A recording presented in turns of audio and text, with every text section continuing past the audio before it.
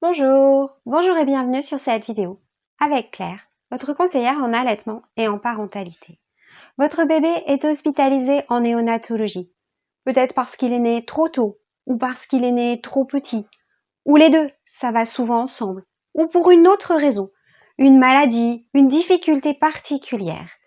En étant hospitalisé en néonatologie, vous avez rencontré avec votre bébé un univers médical et technique très compliqué. Cet univers peut même vous perturber dans votre façon d'approcher et de pouvoir aimer et accompagner votre bébé. Alors pour vous aider à comprendre ce qui se passe et à quoi tout ce matériel peut servir, en fait pour vous aider à oublier tout ce matériel, je vous ai préparé trois petites vidéos. Trois petites vidéos pour comprendre ce qui se passe, pour comprendre à quoi sert ce matériel et pour pouvoir l'oublier et vivre des moments tout doux avec votre bébé. Une première vidéo sur ce qui va permettre à votre bébé d'être bien au chaud, depuis la couveuse jusqu'à son berceau. Vous pouvez la regarder en cliquant ici. Une deuxième vidéo, et c'est celle-ci, sur tout ce qui va aider votre bébé à respirer et sur le matériel qu'on va utiliser pour le surveiller. Et une troisième vidéo, qui sera à venir dans un prochain temps, sur ce qui va permettre à votre bébé d'être alimenté, nourri et de manger. Voilà, j'espère qu'avec ces trois vidéos, je vous aiderai à mieux comprendre tout l'environnement qu'il y a autour de votre bébé. Je vous disais donc que dans cette vidéo, j'allais aborder tout le côté respiration et surveillance. Votre bébé, et surtout s'il est né trop tôt, peut ne pas réussir à respirer seul. Qu'est-ce qui se passe?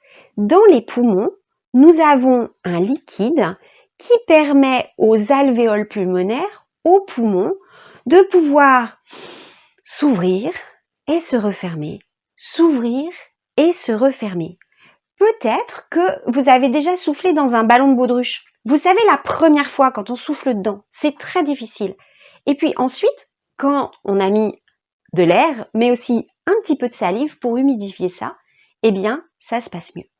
Les bébés qui sont nés trop tôt, qui sont nés prématurément, n'ont pas dans leurs alvéoles pulmonaires de surfactants, n'ont pas ce liquide, cette substance qui va permettre aux poumons de ne pas complètement se coller, ce qui fait qu'ils peuvent avoir besoin d'aide.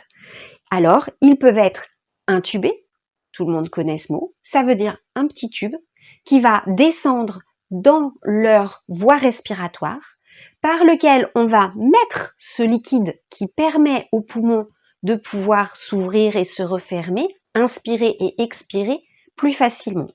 Votre bébé peut avoir en plus besoin, pendant un certain temps, d'être aidé. Et dans ce cas-là, au bout du petit tube, vous aurez un respirateur qui va souffler de l'air à un rythme régulier pour aider votre bébé à être oxygéné. Cet air peut plus ou moins contenir d'oxygène en plus de celui que vous avez dans l'air ambiant. Quand votre bébé ira un petit peu mieux ou s'il n'a pas eu besoin d'une telle prise en charge, il peut avoir juste une sorte de masque sur son visage.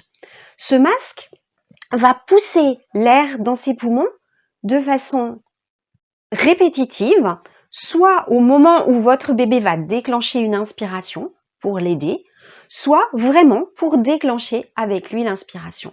Ça s'appelle la CPAP. Il y en a différents types, elles peuvent être plus ou moins fortes, importantes, aider plus ou moins votre bébé. Enfin, la dernière étape avant simplement la respiration comme vous et moi, ce sont des petites lunettes à oxygène qui vont pousser un petit peu d'oxygène dans le nez et donc les voies respiratoires de votre bébé. Voilà, j'espère que j'ai été claire, que je vous ai aidé un petit peu à comprendre comment on pouvait aider les bébés prématurés à mieux respirer.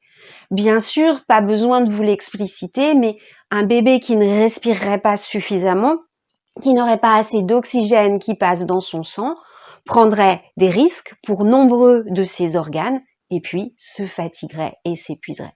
Il est donc très important de permettre au bébé de recevoir suffisamment d'oxygène, mais pas trop, il y a des limites, pour pouvoir respirer correctement, être oxygéné correctement sans s'épuiser.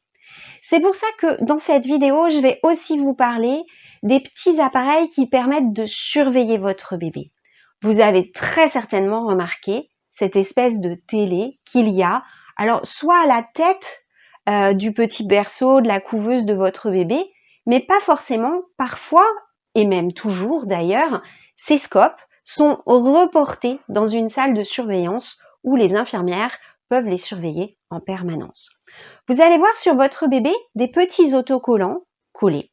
Ces petits autocollants collés sur sa poitrine vont permettre de surveiller son cœur, la vitesse où il bat, vont permettre de surveiller sa respiration, la vitesse où les poumons de votre bébé inspirent et expirent. On va pouvoir aussi surveiller la tension avec un petit brassard qui va être placé sur son bras ou sur son mollet. Vous allez aussi peut-être voir des petits bracelets placés sur le poignet ou le pied de votre bébé. Ces petits bracelets vont permettre avec une lumière rouge de capter la quantité d'oxygène présente dans le sang de votre bébé. La fréquence cardiaque, la fréquence respiratoire, le taux d'oxygène, la tension, tout ça, ça va s'afficher sur le scope, sur cette espèce de télévision qui permet aux équipes en instantané de surveiller votre bébé. Il y a d'autres matériels qui permettent d'autres surveillances, mais j'ai préféré vous parler de celles-ci uniquement qui sont vraiment les plus fréquentes et les plus utilisées. Attention, vous pouvez peut-être être tenté d'avoir le regard fixé sur le scope. C'est tentant, c'est attirant, mais laissez ce scope tranquille, essayez de l'oublier. L'équipe infirmière est là, elle est concentrée dessus, elle le surveille avec attention. Surtout que des fois, c'est juste un petit peu mal branché ou un petit peu décollé. On a une alerte rouge qui n'en est pas une. Faites confiance à l'équipe. Vous, concentrez-vous sur votre bébé et regardez-le, souriez-lui, parlez-lui. C'est très important pour lui.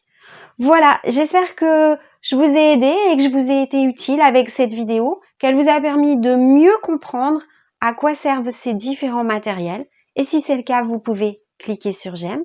Si vous avez une question, un commentaire, allez-y, je vous répondrai personnellement et avec beaucoup de plaisir. Enfin, vous voulez savoir ce qui se passe sur cette chaîne? Eh bien, abonnez-vous. À bientôt, j'espère.